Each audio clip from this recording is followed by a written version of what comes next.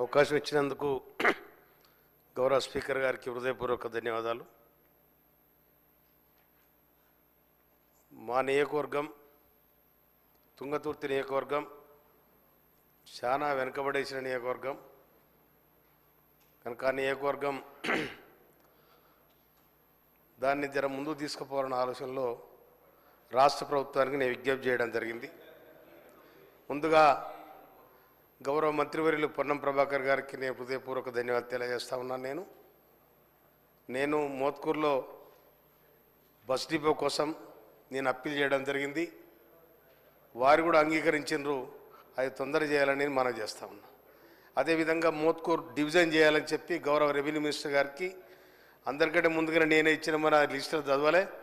అందుకోసం revenue minister గారు కూడా నేను అప్పీల్ చేస్తూ ఉన్నాను. తర్వాత ఇంతకుముందు మున్సిపాలిటీలు చేసిరు, ఎట్లా చేసిరు ఆగమాగం గందరగోళం.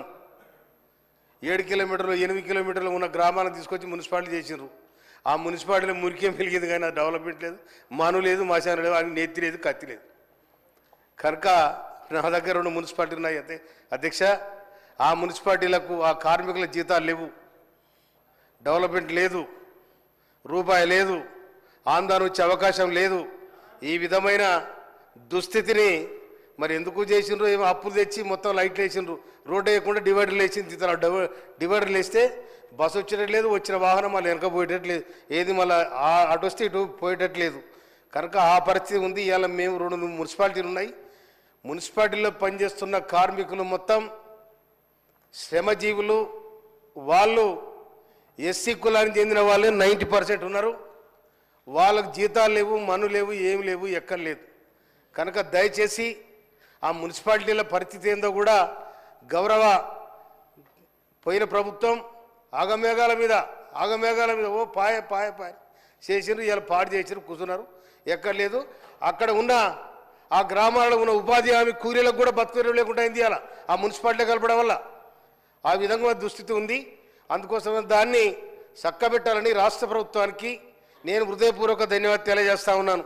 అదేవిధంగా తుంగతుర్తిలో 100 పడకల హాస్పిటల్, మోత్కూరులో 30 పడకల హాస్పిటల్, దీన్ని అప్గ్రేడ్ చేయాలని చెప్పి ఆ 30 పడకలు ఉన్న హాస్పిటల్ కూలగొట్టిర్రు. 100 పడకల హాస్పిటల్ పిల్లర్లు వేసినారు.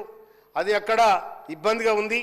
కనుక దయచేసి దాన్ని కంప్లీట్ చేయడానికి సహకరించాలని చెప్పి, తర్వాత మోత్కూరులో ఉన్న 30 పడకల హాస్పిటల్ కూడా తొందరగా దాన్ని కంప్లీట్ చేయాలని చెప్పి రాష్ట్ర ప్రభుత్వానికి సంబంధిత మంత్రివర్యులకు నేను మనస్ఫూర్తిగా విజ్ఞప్తి చేస్తూ ఉన్నాను. తుంగతుర్తి నియోజకవర్గం ఎస్సీ రిజర్వ్ నియోజకవర్గం, దానికి ప్రత్యేకంగా నిధులు కేటాయించాల ధర్మం బాధ్యత రాష్ట్ర ప్రభుత్వానికి ఉంది.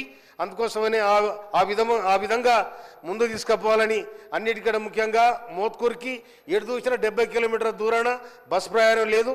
కనుక అక్కడ బస్ డిపో పొన్నం ప్రభాకర్ అన్న కూడా నేను అప్పీల్ చేసిన, దయచేసి బస్ డిపో తొందరగా మాకు శాంక్షన్ చేయాలని చెప్పి మనం చేస్తాం. అవకాశం థ్యాంక్ యూ సార్.